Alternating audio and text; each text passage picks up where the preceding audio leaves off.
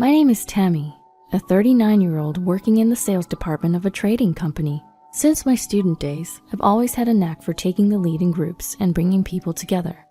Even now, I'm in charge of several subordinates, and I don't lose out to the veteran male team in sales performance. I take pride in the strong support I receive as a reliable manager from my female colleagues. However, even when I come home to my apartment, exhausted from work, there's no one there to welcome me. I've separated from my husband of 17 years, and I've decided to live apart from my 15-year-old daughter. The boxes in the apartment I've newly rented are still piled up, unpacked, but I don't regret it. I'm going to start over from here on out. Allow me to explain why I've decided to start this new life. Back then, I was living in an apartment with my husband Bob and our daughter Rebecca. Bob was a college classmate, and after we ran into each other post-graduation and dated for 2 years, we got married. Bob used to work in the sales department of a printing company until a few years ago, but now he's a web designer. After leaving his job, he became self-employed and worked from home on jobs he gets online. Our daughter Rebecca is in 8th grade. The first sign of trouble was a change in Rebecca's attitude.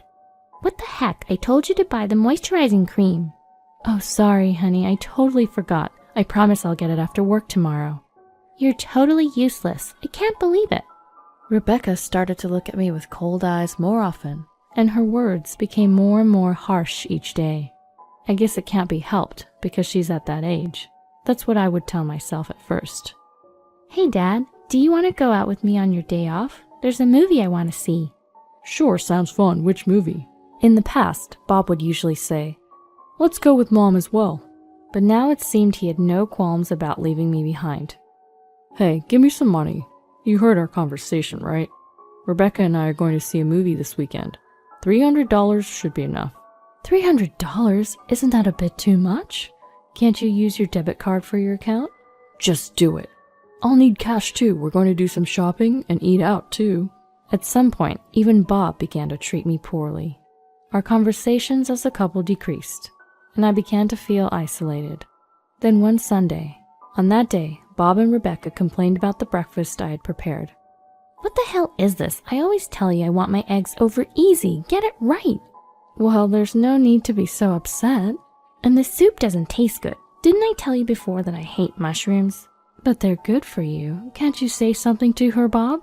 What do you mean? It's your fault for not being able to do a single thing you're told, and you're supposed to be an adult. Cold words. Something was off. I wanted to know why. By the time I realized this, it was already too late. One week, when I learned that Bob was planning to go out, I decided to secretly follow him. Bob worked from home, as I said, and didn't have any plans to go to the barber or the doctor. So why was he going out? I was suspicious. My fears came true. Waiting for Bob in the cafe was a young woman. A young woman in her 20s with a good figure. When they left the store, they walked arm in arm. I felt dizzy and couldn't follow them. The day I dreaded might come has arrived. Yes, I've always been afraid that Bob might run off with another woman someday, because I didn't have confidence in my looks, because I knew I was below average when it came to looks. Bob, on the other hand, was undeniably handsome. He was so handsome, it made me wonder why he chose me. Later, I hired a detective to investigate Bob's relationship with the woman.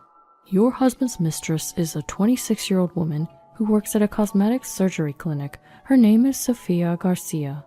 Among the evidence photos the detective showed me, there were some that were too explicit to look at directly. They were openly kissing, entering a hotel, and among those photos, there were some that had a certain other person in them.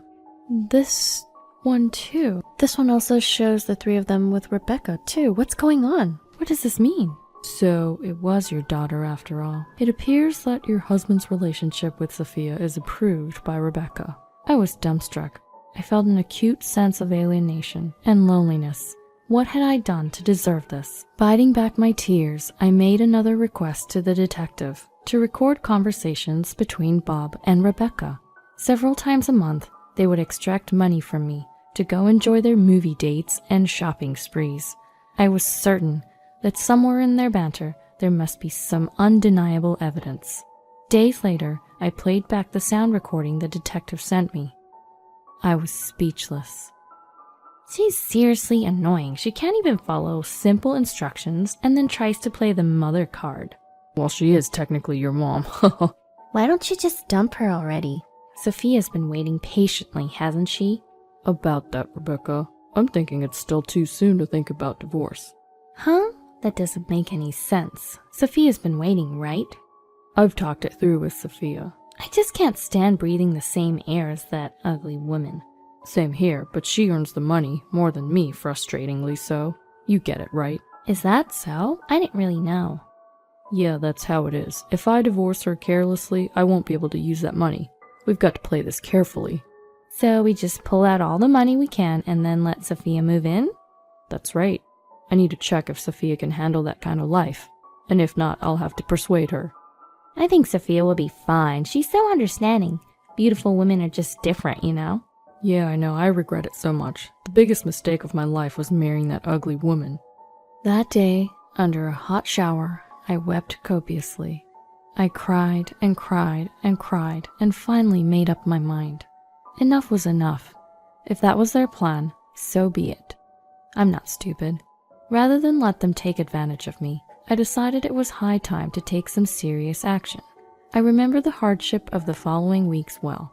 Each day, I suppressed my emotions and proceeded with the preparations for my demise. Even when Rebecca's middle school graduation day arrived, no profound emotions arose in my weary heart.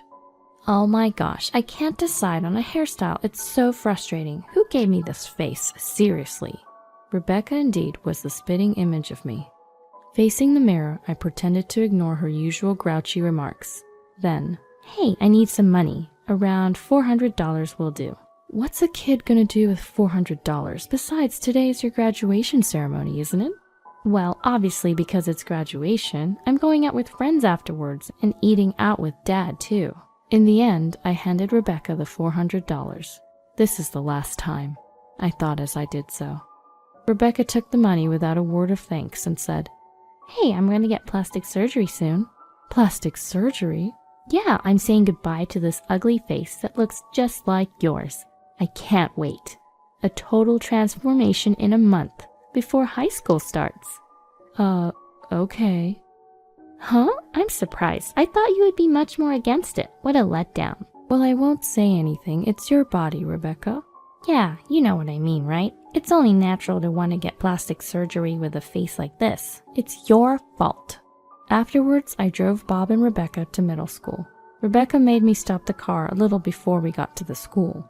Dad and I will get off here. You can go home. You know I don't want my friends to see you, right?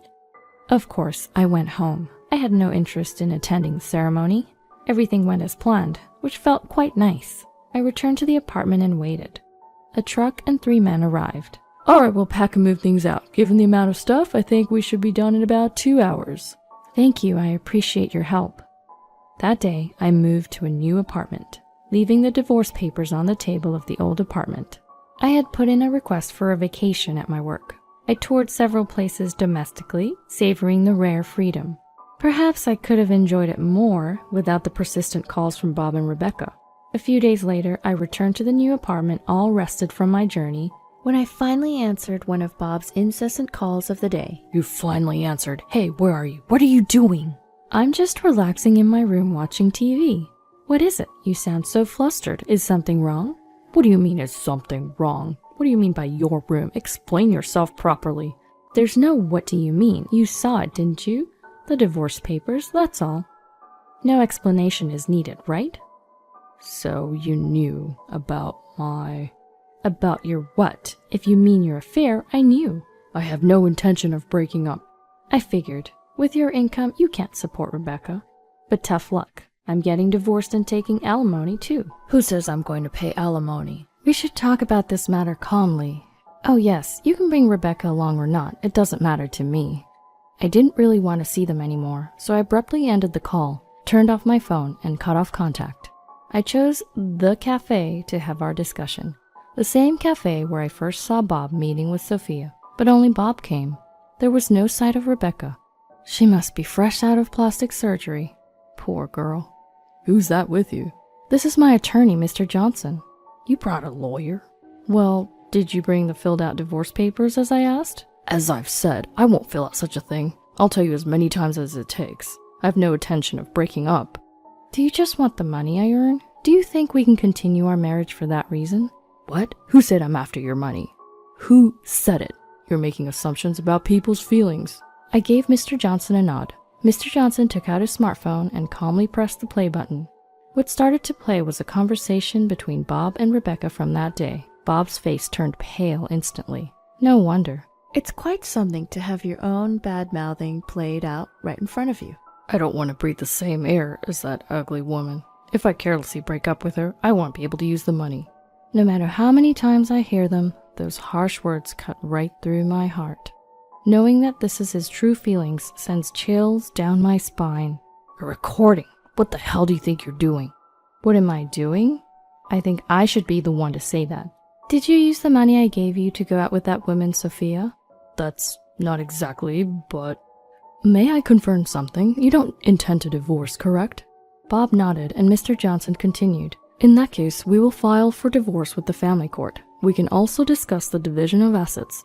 The court will hear the circumstances and verify the facts to decide whether or not the divorce should proceed.